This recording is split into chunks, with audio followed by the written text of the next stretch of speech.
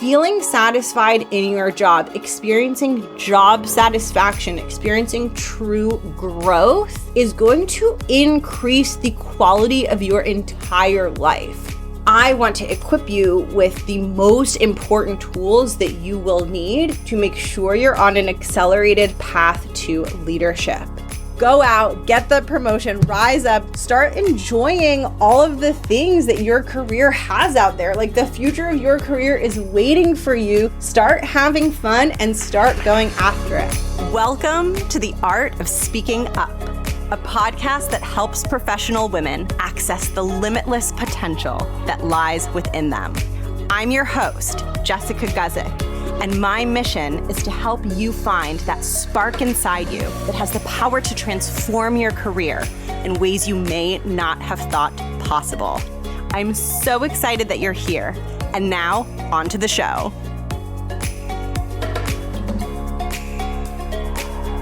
Welcome to the podcast. Thank you so much for tuning in. I am Jess. I am the host and creator of this podcast. I'm a career coach for women in the 9-to-5 space, and I help women build confidence and find their voice and rise up and become super powerful and feel super powerful in their careers. And this is part 3 of my 3-part series of building wealth in your corporate career. So if you have made it here, I am celebrating you because it means you are serious. It means you are committed. It means you are really interested in making a shift and experiencing deeper growth and in enjoying the fruits and the rewards that come with those efforts, right? When you do the work to grow your confidence, to position yourself for leadership roles, you get to enjoy the benefits at the other side of that journey, which is feeling powerful, being less stressed in your role, being super well compensated, feeling excited and enthused about your career path. These are all things that, in my opinion, are so worth the squeeze. And so I'm glad that you've made it all the way to part 3 of this series. Very excited to dive into part 3. I'm going to be walking you through the 3 most important things to be doing to ensure that you are on a path to accelerated growth and a path to leadership, which is pretty much the path to building wealth in a 9-to-5 or corporate career path. And before I do that, I will give you a super quick recap of part 1 and part 2, and then we'll dive right into part 3. So in part 1 of this series, I talked about the difference between building wealth and negotiating salary. And I talked about how in the professional development space, especially in the women's professional development space, there's this heavy emphasis on negotiating salary, getting paid your worth, blah, blah, blah. And that stuff is quite important. It's something I help clients with. It's something that I think is super important, which is making sure that you're not underpaid, getting big salary bumps, being really smart and strategic about that. However, I think that conversation almost hides from a bigger conversation, which is the fact that if you are on a track to executive leadership in your career, the compensation that you earn in your 9-to-5 career grows by multiple orders of magnitude. And the difference between the compensation you'll earn on an executive path versus the compensation you'll earn if you plateau somewhere in like early to middle management is huge. And it's so much huger than anything that you could possibly earn through being really, really good at negotiating. And so it's sort of like there's this saying like stepping over dollars to pick up pennies, which it's intended to express this idea that like when you're missing the big picture, you might go for something that's much too small when you can be going for something much, much bigger.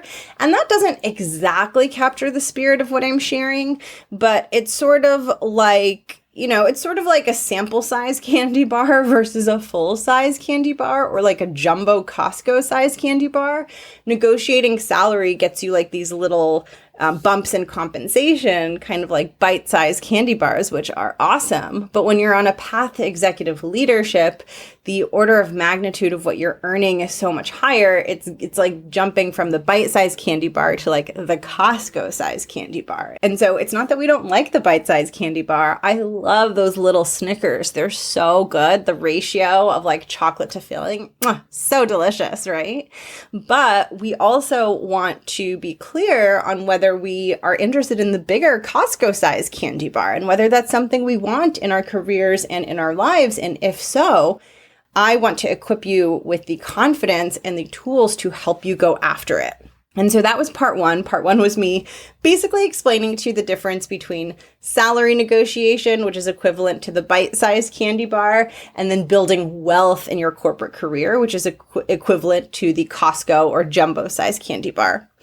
Then in part two of this series, I talked about limiting beliefs. And I walked you through some thoughts that you might hold within you that might prevent you from believing that you are capable of being on an executive path and building wealth for yourself. And if they keep you from believing you're capable, they will also keep you from taking the action that will prove to you that you are in fact capable. And so I walked you through those limiting beliefs, and my goal there is really to grow and deepen your awareness of the ways in which your own thinking might be slowing you down. And today, this is where the rubber hits the road, because I'm going to share with you the three biggest things that you want to be focused on and thinking about if it is important for you to be on a path to executive leadership, whether it's because you want to build wealth, which is a totally legit reason, whether it's because you want to lead because that feels really cool and exciting for you, whether it's because you want to have a bigger impact in your career, whether it's because you just want to prove to yourself that you can shatter your perceived limitations and do really hard, cool, amazing things. Like whatever your reason is, I want to equip you with the most important tools that you will need to make sure you're on an accelerated path to leadership. And the word accelerated is really important here because the pace at which you get promoted is going to determine if during your career span you attain those higher executive positions or not. And so the three pieces that I'm going to cover in part three, it's part three and there's three pieces. And if you've listened to this show, you probably know I love thinking in sets of three. So no surprise that we have three things. But the three things that you are going to want to focus on if you are serious about being on a path to executive leadership, if you want to build wealth, if you want to grow your impact, if you want to step into those higher positions over time, the three things you want to focus on are: one, spending your valuable career years in organizations that promote rapid elevation into higher roles. That is number one. Number two is making yourself irreplaceable in said organizations. And number three is getting visible in said organizations. So it is being in the right organizations. And then once you're in those organizations, making sure that you're irreplaceable within those companies that you work for. And the third one is making sure you are visible, which means people see you, they're aware that you're irreplaceable within the organization, which makes them want to retain and promote you. So I know I just shared a mouthful and your brain might be like, that kind of felt like a lot, Jessica. Totally get it. That's my cat. She's overwhelmed, right? She's telling me that I'm sharing a lot with you, but don't worry. I'm going to be breaking it down one by one. We're going to walk through each one and we're going to get really practical and really tangible and tactical in terms of exactly what it is you need to do. Now, one thing I'll say before diving into these is that this requires effort. This is an investment of energy. It requires you to probably grow your confidence and do some inner work and definitely mindset work to help you execute these steps. This isn't a quick fix. These aren't things that you can do in 24 hours, then all of a sudden you're on a path to leadership and management. These are long-term steps that you take, that you build over time. You build them over months. You build them over years, right? That contribute to you then getting these big bumps and getting advanced in these promotion cycles over time as you move through your career. So this isn't like a quick turnaround kind of thing. This is like, this takes months to years kind of thing. And you keep doing these things and they keep building and they keep enabling you to advance. So the first thing that I shared is making sure that you're in organizations that promote growth and promote fairly fast and aggressive upward mobility within the organization itself. This is so important. The simplest way that I can explain this is you can really just imagine that there are two different kinds of organizations. And of course, there are shades of gray. Of course, there are organizations that will fall somewhere in the middle. But by me drawing this contrast, it's going to help you look around at the organization you're in right now and start to evaluate whether it's an ideal organization to be spending your valuable career time and your valuable career years. So there's two types of organizations. There's ones that promote upward mobility and really reward talent aggressively. And there are ones that don't. The ones that promote upward mobility and reward talent aggressively, the way that you will know that you are in an organization like this is if you look around, you will see that most of the people around you don't stay in their same roles for very long. So after 2-3-ish years, people pretty much tend to elevate into a next level role. Maybe they make a lateral move if they're interested in acquiring a new skill, but there's lots of growth happening around you. Promotions are being announced on your team every cycle. New senior executive positions are opened up and people are moved into them after they've done a good job in their role. And there's kind of this regular cadence of people moving upward. You see it, you notice it, it's happening cycle after cycle. And there aren't a lot of people around you that you can look around and point to and say, wow, that person has been in that exact role doing really good work for a really long time, and they still haven't been moved upwards, right? You're not going to see a lot of people like that. So that's the first kind. Those are organizations that promote quickly. Then there's organizations that promote slowly. Here's how I think of these kinds of organizations. It's like when you go into an attic that no one ever goes in and it's dusty and there's cobwebs and spider webs and the boxes in the attic look like they've never been moved for years, and there's maybe some old furniture that's collecting dust that looks like it hasn't been used or sat on in decades. If an organization is kind of like that stale, dusty attic, people are just in their same roles for years. There is rarely a promotion except if someone like retires or finally leaves a position, and everything is really still and static and there's very little movement happening. You're not getting those announcements every 6 to 12 months of who got promoted and who's growing into this new role and that new role. It's pretty much the same old. And then every once in a while, someone gets promoted and it's a huge ass deal. If that's the vibe in your organization, it's one that promotes more slowly, right? It's probably an organization that does not have as one of its main priorities the priority of accelerating and promoting and growing talent. Now, my strong philosophy, this is what I did in my career, and this is a hard thing to do, and I know that, but my strong philosophy is as soon as I realize I'm in a place that is more like the dusty, cobwebby kind of attic, I am out of there as fast as possible. I didn't want to spend my valuable professional corporate years that are limited in an organization where I was going to be stagnant. The more years that I spend stagnant, the longer it takes me to grow into the roles that are going to be more enjoyable and more rewarding. And also, this is a series on wealth, the less lifetime wealth I generate throughout my career. If you want to also, depending on how excited you are about very executive leadership positions, but if those positions are important to you, you pretty much want to be continuously growing and continuously getting promoted. You don't want to be spending large stretches of your career plateauing at the same position, right? When you're continually growing, your resume is stronger, so it then feeds future growth, right? Because there's a clear story that you enter into organizations and you do a good job and you move up. So once you start getting those regular promotions, then when you switch organizations or you're out in the job market, your resume looks amazing because it's got all this growth on it.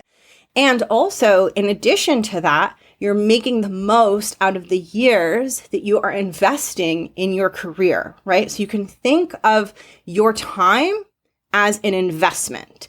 And the way that I think about it is just like when you're investing your money, let's say in the stock market, or you want to invest in some kind of like financial product that's going to generate an ROI on your investment.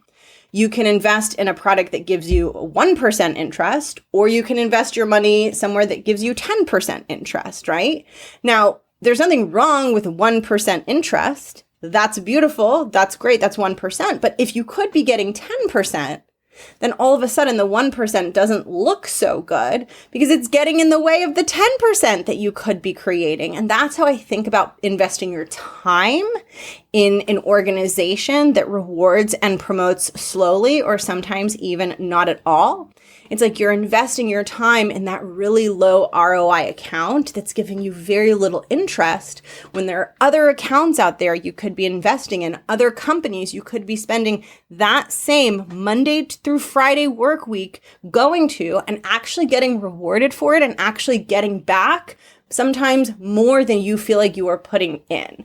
And so for me, that opportunity cost felt very high. It felt very high for me to stay at an organization if I didn't feel like there was fast growth and fast upward mobility. And I was someone where when I would job search, I would specifically seek out organizations and teams and leaders that had a reputation for really rewarding and developing talent at a fairly quick pace.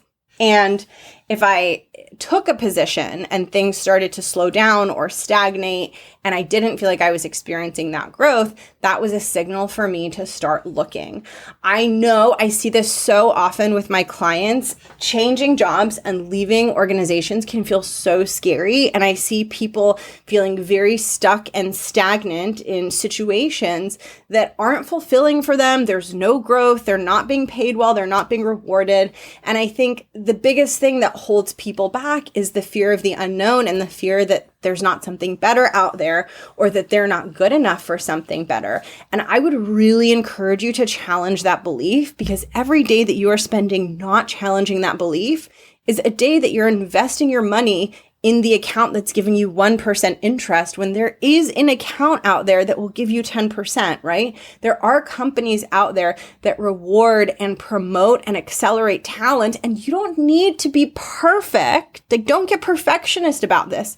You don't need to be perfect to land a position at one of those companies, right? I think this is also where people really get in their own way, is overestimating what is required to succeed on that kind of career path and underestimating their own talents, right? So they're assuming that they need to be so perfect to succeed in this career path.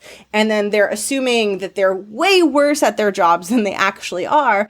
And those assumptions combined make them think like, well, that's not really possible for me. So I'm just going to stay at this place that I kind of don't like, that isn't fulfilling, that isn't rewarding me, where I'm not growing, because the thing that I want feels too far out of reach. And so I would really, really encourage you to pressure test and question that belief if that's one that you hold. And one of the best ways to question it is to actually take the steps to get out of the organization that is not giving you a valuable return on your time, right? Like, the one thing in life that we don't get to create more of, right? Like, the one thing that is a limited, truly finite resource in our lives is our time. And when we work at organizations that don't reward us and aren't giving back to us at a level that feels equal and satisfying and fulfilling relative to what we're putting in, we are giving up time. We are giving up our most valuable limited resource to an organization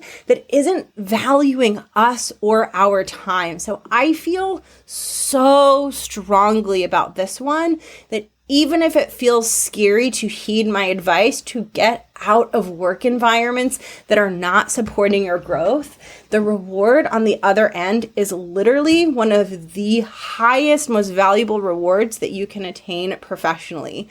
Feeling satisfied in your job, experiencing job satisfaction, experiencing true growth is going to increase the quality of your entire life.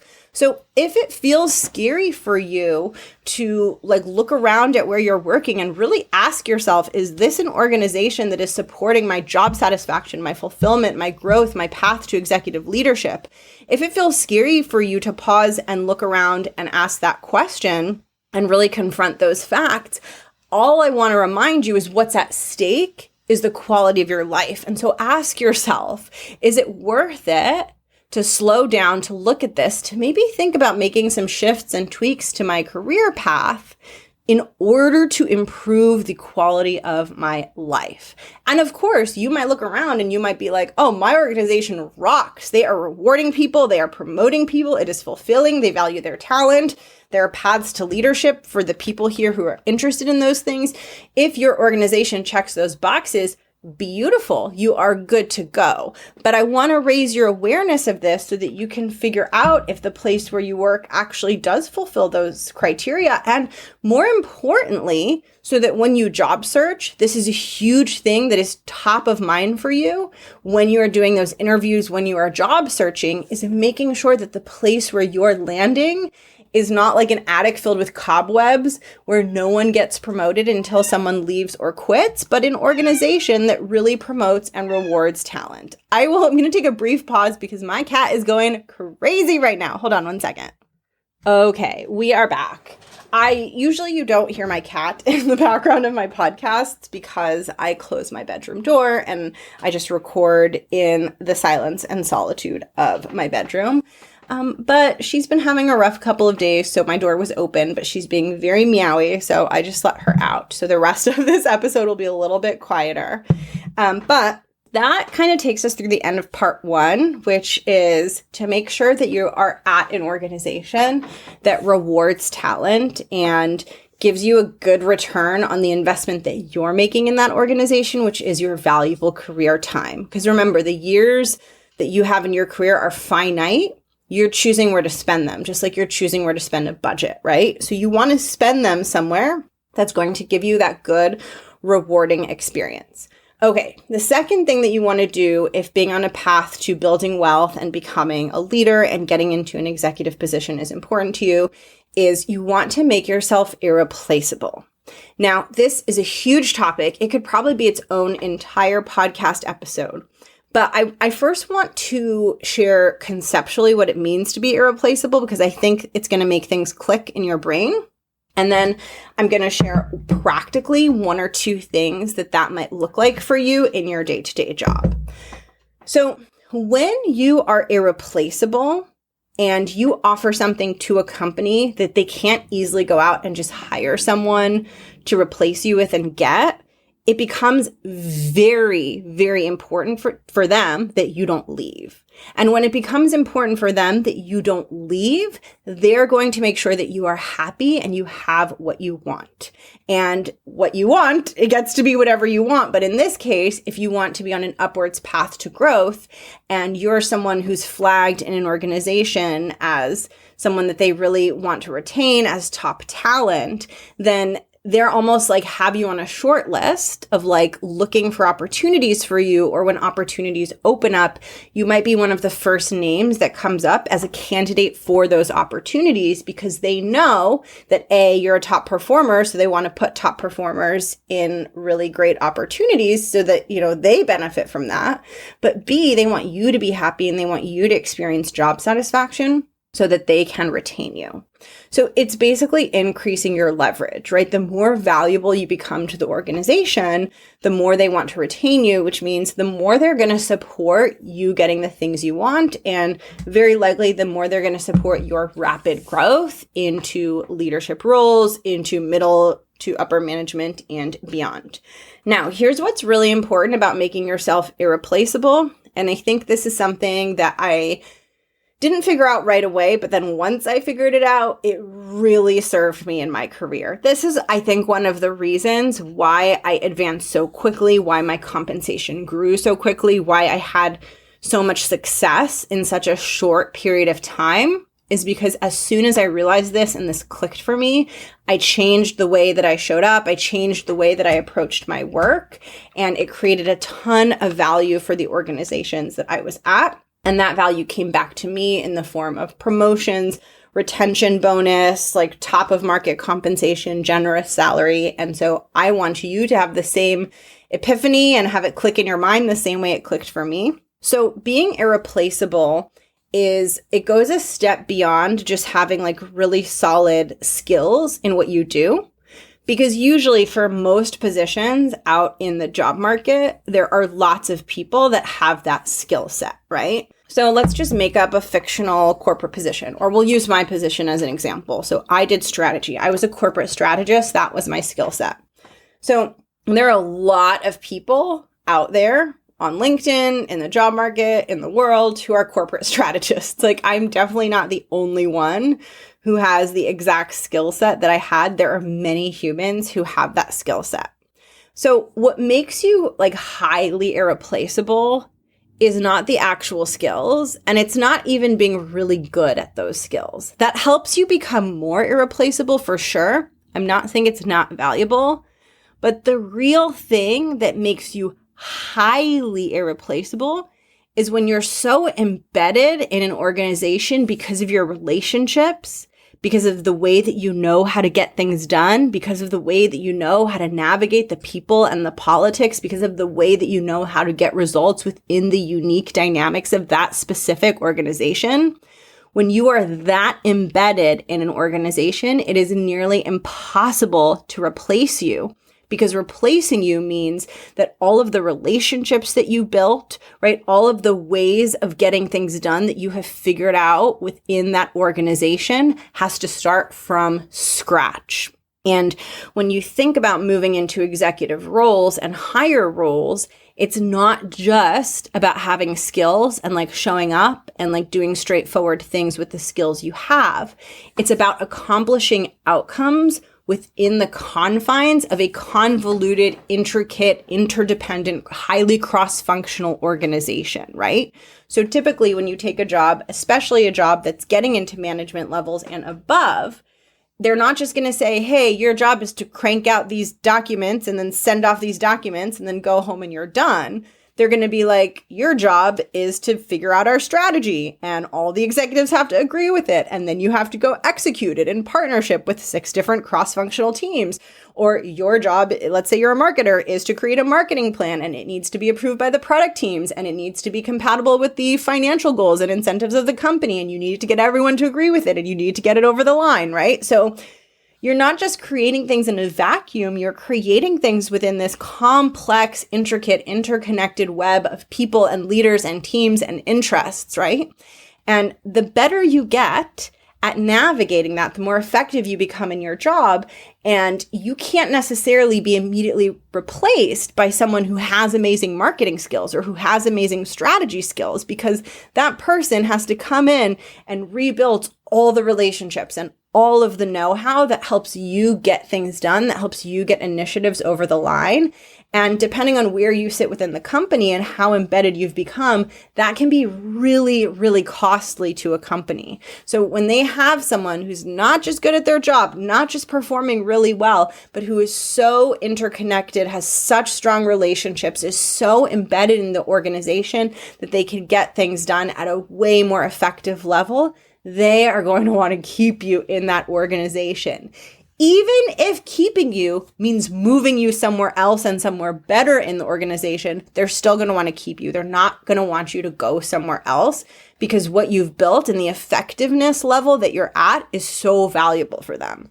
And one of the biggest things that you can do, like an action step that you can do to begin becoming irreplaceable in that way, is prioritize relationship building as much as you prioritize execution. I think one of the mistakes that people make when they're trying to grow into executive leadership is overestimating the importance of execution, because when we start out at an earlier level in our career, we're individual contributors, we're pretty much just there to execute, right? We're given work, we do the work, we go home. And so we kind of train ourselves, our minds get trained to this idea of like, oh, I'm here to execute. I'm here to get things done. That's my job. And no one ever stops us and is like, okay, wait a minute. Your job used to be to like just get a lot of stuff done. and execute, execute, execute. But now your job is to embed yourself in this organization, build relationships across the organization, make sure people know you and trust you and want to work with you and want to support you, so that when it comes time for you to, push forward a big initiative that has many different people and teams involved, and you bring all those people together, they're all like, heck yeah, we're going to help you. Heck yeah, our teams are going to cooperate. Like, heck yeah, we're going to support this timeline. Heck yeah, we're going to support this initiative, right? And when you get all of that support, that's when your work becomes much more effective. And so what I'd want you to think about is the same way that you think about, okay, my job is to show up at this organization and get my work done. The same way you think about the urgency of that, I want you to think that there's a whole other part of your job, which is my job is to build as much trust and collaborative partnership as possible with the other humans in this organization whose teams, participation, and cooperation is critical for the success of my work. And there's a lot of different ways you can make this happen, right? Like the really obvious ways, like getting to know people and coffee chats and blah, blah, blah. But I also think just through the course of the work that you do, when you're spending time with people, when you're working with people, when you're asking people for things, you can be really mindful that I'm not just working with these people transactionally, or I don't just need this one thing from them, but really I'm engaging in a broader relationship building process where I'm building trust, I'm building collaboration. I want these people to get to know me. I want them to know that I'm there to support them so that they're there to support me.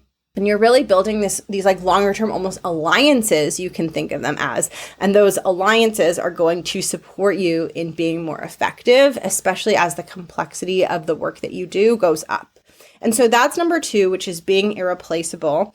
And number three gets back to so much of the essence of this show and my work. Number 3 is to get visible, right? You can be very irreplaceable in an organization, but if no one realizes that you're irreplaceable and no one is aware of how damn critical and key you are to the success of the organization, then it's not going to matter, right? So just like step 2 doesn't matter, being irreplaceable doesn't matter if you're at an organization that doesn't even value or reward their talent. Likewise, being irreplaceable doesn't matter if no one knows about it. And so visibility is how people come to know about the talent and the unique value that you bring to your organization. And there are really 2 places where you build visibility. The first place that you build visibility is through interactions with people, right? Meetings, forums, places where people see you and your work. The more that they see you not just participate, right? But the more that they see you in their rooms participating in a way that shows them, this is my project, this is my leadership, this is my contribution, this is what I'm doing. The more they see that from you, the more clearly they make the connection between all of the wonderful outcomes that are happening from you and your team back to you. And they make that connection of like, oh, she's the one driving this project. She's the one with the good ideas. She's the one pushing this forward. She's the one getting resourceful. She's the one getting us unstuck. All of those epiphanies that they're going to have of it's her, she's the one doing it. She's the one doing it. She's the one doing it. Those are going to happen as you're participating in meetings and they're hearing those ideas, that leadership, that project, that suggestion, that idea to get unstuck. As they're hearing that coming out of your mouth, they're going to make more and more of those connections that the value is coming from you. So the first place to get visible is in meetings. And the second place to get visible, this is so freaking important, is through professional development conversations. So you're getting visible in meetings, and meetings are usually focused on projects and work and execution. But you also in parallel want to be having professional development conversations at minimum with your direct manager or whoever it is that you report to in your organization, and also potentially having professional development conversations with other leaders within your organization who can become long-term supporters and advocates for you. So when you have professional development conversations, you shape the narrative of your value to the organization.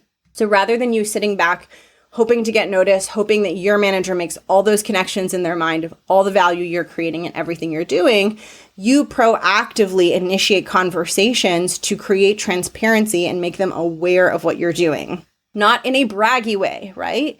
in a grown-up, adult, professional leadership way. This is something that we have to be able to do as leaders. We have to be able to speak about ourselves and our own growth, right? Not to be self-indulgent, although I don't think there's really anything wrong with women being self-indulgent. Like, let's indulge ourselves. But in order to create transparency and in order to make sure that the leaders in your organization understand the ways in which you're contributing, that is a super important piece of the puzzle. And I absolutely recommend, at minimum, having a professional development conversation with your manager at least once a month, and also identifying some of those other stakeholders outside of your direct manager who could be future supporters when you make a big ask for either a promotion within the company, or maybe you're job searching and you need really strong references, right? Like, you want to be thinking that your manager isn't the only one that you want as a solid supporter. You want some other leaders and other influential people in your organization to also be supporting you.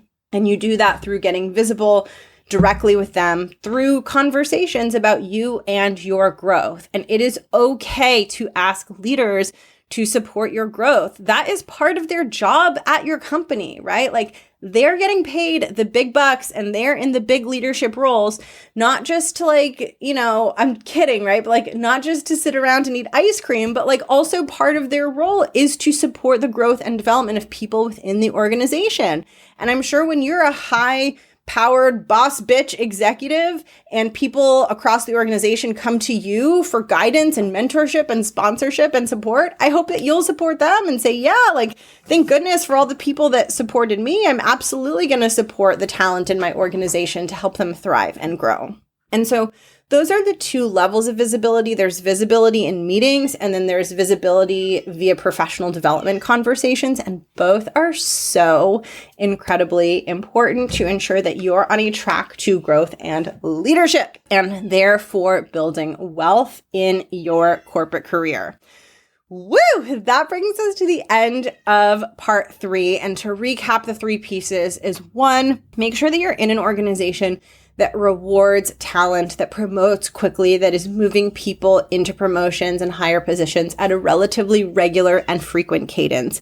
Number 2, make yourself irreplaceable, not just through the quality of the work that you do, but also through the way that you embed yourself within the organization and the relationships that you build. And 3, make yourself highly visible. Make it really easy for your leader and the other leaders around you to clearly see the value that you're bringing through being super present and a really strong participant and voice in meetings, so that they can see that all that good work is coming from you and your brain, and through professional development conversations so that you can help shape the narrative around the value that you bring. This stuff is so important. And if your career path matters to you, don't let this stuff fall by the wayside. Don't say like, well, maybe I'll try this. Like, just commit that you're going to go forward and you're going to take the steps you need to build the career that you want to build. Like I was saying before, I feel so strongly about this, and this comes up so much in my client work, but like, this is about the quality of your life, right? Like, this is about what you're going to be able to look back on and say like, oh, I accomplished that thing in my career that I thought I couldn't do, or that seemed really hard, right? Like, these are, at least for me in my career, like, these are really important things. Like, I'm not okay with always being stagnant when I want to be experiencing growth. Like, I'm not okay with always wondering how things could have been. I'm someone who wants to find out and who, is willing to do the work and willing to put in the effort. And so if you're teetering on the fence and you're like, oh, I don't know, like, this all sounds hard and this sounds like a lot, like, just make a conscious decision of how you want to approach hard things, how you want to approach the obstacles in your career, and know that as long as you're willing to be patient and as long as you're willing to take the steps that you need to take, even if it takes you some time to figure all of this stuff out, you will eventually get there and you will eventually figure it out. I am so happy to have you listening. If you want to take your growth deeper, this is an area where I can provide an enormous amount of support in terms of your professional evolution.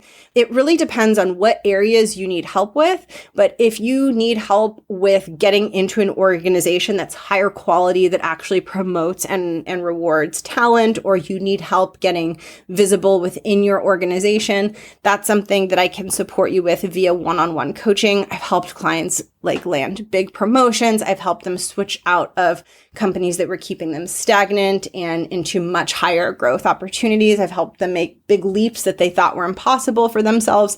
That is something that I can work with you in my one-on-one coaching.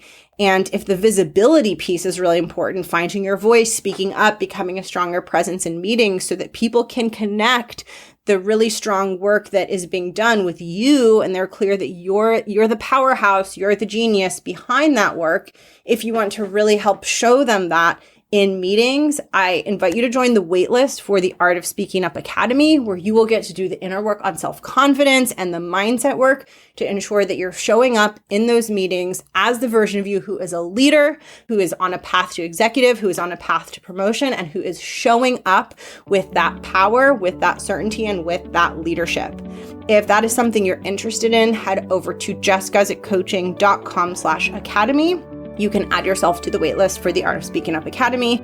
And if you're interested in one-on-one support, the Academy is a group program. If you want one-on-one support, you want to work with just me and you every week, working on these things and getting your career aligned in the direction that you want it to be going in, you can apply to work with me one-on-one by going to jessguzikcoaching.com/coaching.